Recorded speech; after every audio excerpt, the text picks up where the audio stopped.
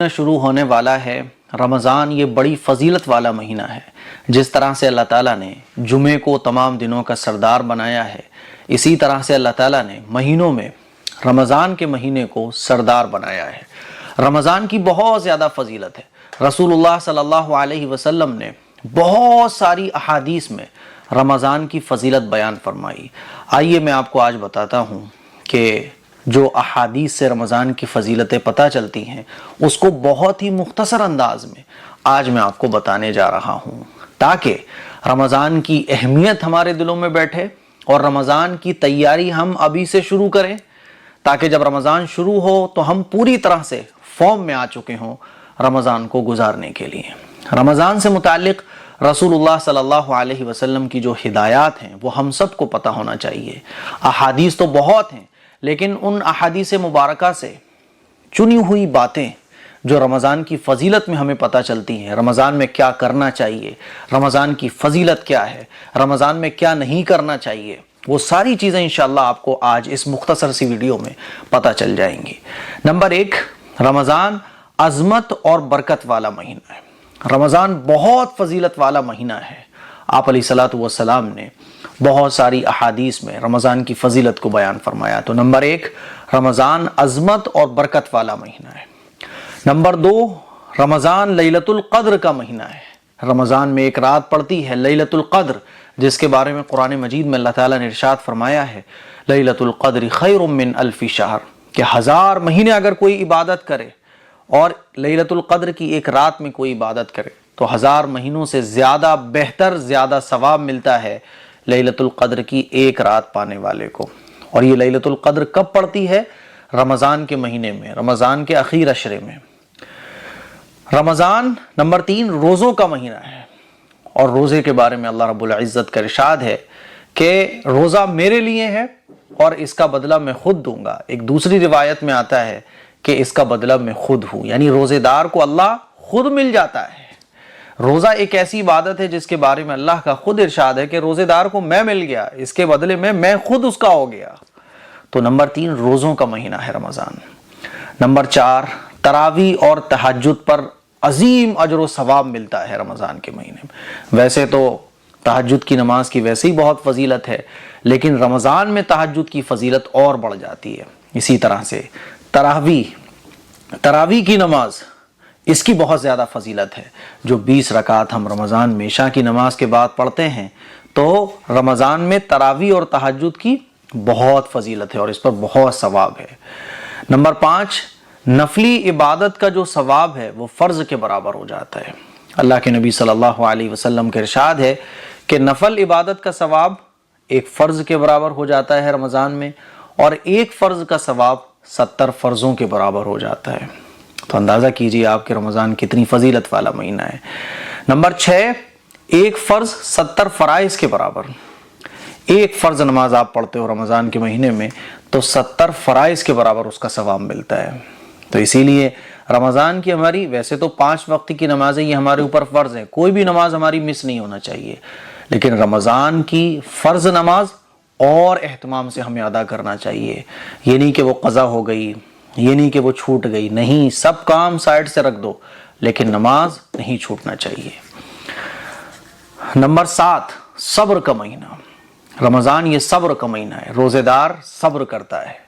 روزہ رکھ کر جو اسے بھوک لگتی ہے، پیاس لگتی ہے، عبادت کرنے میں جو اسے مشقت محسوس ہوتی ہے، ان تمام پریشانیوں پر وہ صبر کرتا ہے. نمبر 8، غمخواری کا مہینہ. غریبوں کی اس مہینے میں مدد کی جاتی ہے. روزے دار کو افطار کرانے کا ثواب، سحری کرانے کا ثواب، صدقہ کرنے کا ثواب ہے نا، ہر چیز کا ثواب بڑھ جاتا ہے. صدقہ فطر نکالتے ہیں. تو رمضان جو ہے یہ غمخواری کا مہینہ ہے. رمضان میں خادم اور ملازم کا بوجھ ہلکا کرنے پر اجر کا مہینہ. رمضان کے مہینے میں رسول اللہ صلی اللہ علیہ وسلم کا ارشاد ہے کہ اگر کوئی اپنے ملازم پر، کوئی ورکر پر، آپ کے فیکٹری ہے، آپ کی دکان ہے، آپ کی کوئی شاپ ہے، وہاں کام کرنے والے ہیں، تو رمضان کے مہینے میں اگر آپ ان کا بوجھ ہلکا کر دو، کام ہلکا کر دو، ان کی ڈیوٹی تھوڑی سی کم کر دو، کہ چلو بھائی افطار سے پہلے نکل جاؤ، آپ کوئی مسئلہ نہیں ہے، چلو آج آپ کی جلدی چھٹی ہے. آپ سنڈے میں چھٹی دیتے ہو، ہفتے میں آپ نے 2 چھٹی کر دی، تو خادم اور ملازم کا بوجھ ہلکا کرنے پر بھی اللہ تعالیٰ مالک کو اجر عطا فرماتا ہے۔ نیکسٹ ہے مومن کے رزق میں اضافے کا مہینہ۔ رمضان یہ برکت والا مہینہ ہے، جہاں عبادتوں میں برکت، وہیں روزی میں بھی برکت رمضان کے مہینے میں ہوتی ہے۔ اسی لیے آپ دیکھیں کہ رمضان کے مہینے میں کیسی برکت ہوتی ہے کہ عبادت بھی ہم لوگ جم کے کرتے ہیں، نیند بھی ہماری جم کے پوری ہوتی ہے، کھانا بھی ہم لوگ جم کے کھاتے ہیں، ہر کام رمضان کے مہینے میں جم کے ہو رہا ہوتا ہے، اور خرچے خوب ہوتے ہیں، کپڑے لتے بھی خوب بنتے ہیں۔ کیسا مال میں برکت آ جاتی ہے، کیسی رزق میں برکت آ جاتی ہے کہ افطار میں دسترخوان سجا ہوتا ہے، سحری میں دسترخوان سجا ہوتا ہے نا، اور ایسی رزق آ گئی کہ خرچے بھی بڑھ گئے، رزق بھی بڑھ گیا، بچوں کے کپڑے، بیوی کے کپڑے، گھر والوں کے کپڑے، رزق میں اللہ نے برکت دے دی۔ تو حضور نے ارشاد فرمایا، حدیث سے پتہ چلتا ہے کہ مومن کے رزق میں اضافے کا مہینہ ہے رمضان۔ سحری کھانے پر اجر و ثواب ملتا ہے۔ اللہ کے نبی صلی اللہ علیہ وسلم نے ارشاد فرمایا کہ سحری کھانے والوں پر اللہ کی رحمت ہوتی ہے، تو سحری کھانے پر بھی ثواب مل رہا ہے، یعنی ہم جو کھا رہے ہیں نا اس پہ بھی اللہ ثواب دے رہا ہے۔ اندازہ کریں آپ کے کھانے پہ بھی ثواب مل رہا ہے، یعنی مزے ہم لے رہے ہیں، شربت ہم پی رہے ہیں گرمی میں، سردی میں چائے پی رہے ہیں، مزے کر رہے ہیں، کھانے پہ بھی ثواب مل رہا ہے۔ تو رمضان ایسا مہینہ ہے کہ جس میں سحری کھانے پر اجر و ثواب ملتا ہے۔ افطاری کے وقت جہنم سے چھٹکارے کا پروانہ ملتا ہے۔ روزے دار جب افطار کرنے بیٹھتا ہے تو اللہ تعالیٰ اس کو جہنم سے نجات کا پروانہ دے دیتے ہیں کہ یہ جہنم سے بری ہے، جہنم کی آگ اس کے اوپر حرام ہے۔ تو رمضان اتنی برکت والا مہینہ ہے۔ روزے دار کو افطار کروانے پر مغفرت کا اعلان۔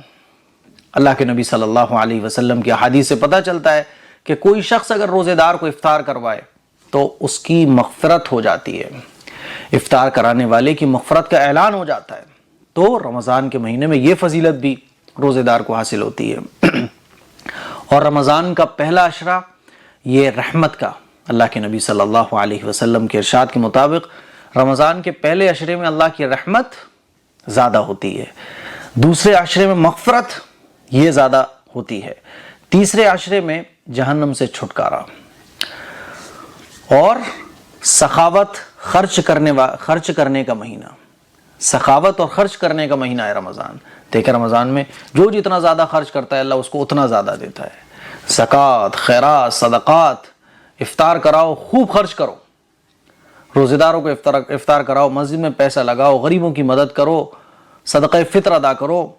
تو سخاوت اور خرچ کرنے کا مہینہ ہے رمضان۔ اور اعتکاف کا مہینہ ہے رمضان۔ اعتکاف کرنے کی بہت زیادہ فضیلت ہے۔ رسول اللہ صلی اللہ علیہ وسلم رمضان کے اخیر عشرے میں اعتکاف فرمایا کرتے تھے، اور حضور نے کبھی بھی اعتکاف نہیں چھوڑا۔ اعتکاف ایک ایسی عبادت ہے جس میں اعتکاف کرنے والا سو رہا ہوتا ہے تب بھی اس کی نیکیاں لکھی جا رہی ہوتی ہیں۔ اور یہ اعتکاف کب آتا ہے؟ رمضان کے مہینے میں آتا ہے۔ غیبت اور گالم گلوچ سے بچنے کا مہینہ ہے رمضان۔ رمضان کے مہینے ویسے تو گناہ سے بچنا چاہیے، لیکن جس طرح سے رمضان کے مہینے میں نیکیوں کا ثواب بڑھ جاتا ہے، اسی طرح سے رمضان کے مہینے میں گالم گلوچ، گناہ، غیبت، اس کا وبال اور اس کا گناہ بھی بڑھ جاتا ہے۔ اسی لیے ہر طرح کے گناہ سے بچنا چاہیے رمضان کے مہینے میں۔ بھولے سے بھی نہ ہو اس کا اہتمام کرو، آپ کے بھول سے بھی نہیں ہونا چاہیے کوئی گناہ۔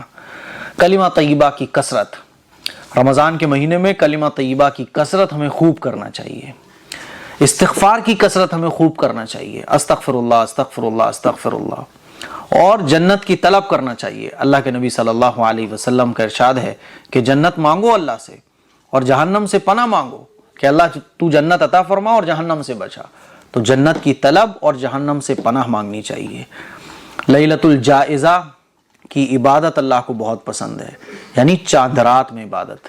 اللہ کے نبی صلی اللہ علیہ وسلم نے چاند رات میں عبادت کرنے کی بہت زیادہ فضیلت بیان فرمائی، اور یہ چاند رات کب پڑتی ہے؟ رمضان کے مہینے میں۔ اسی لیے یہ رمضان سے متعلق کچھ اللہ کے نبی صلی اللہ علیہ وسلم کی ہدایات تھیں جو احادیث مبارکہ سے ہمیں پتہ چلتی ہیں، میں نے آپ لوگوں کی خدمت میں پیش کی۔ مجھے امید ہے کہ آپ لوگوں کو رمضان کی یہ فضیلت، رمضان میں کیا کرنا چاہیے، کیا نہیں کرنا چاہیے، رمضان کی کیا فضیلت ہے، مختصر انداز میں بہت ساری احادیثوں کا نچوڑ آپ کو پتہ چلا۔ یہ کلپ آپ کو کیسی لگی کمنٹ باکس میں کمنٹ کر کے ضرور بتائیے گا۔ السلام علیکم ورحمۃ اللہ وبرکاتہ۔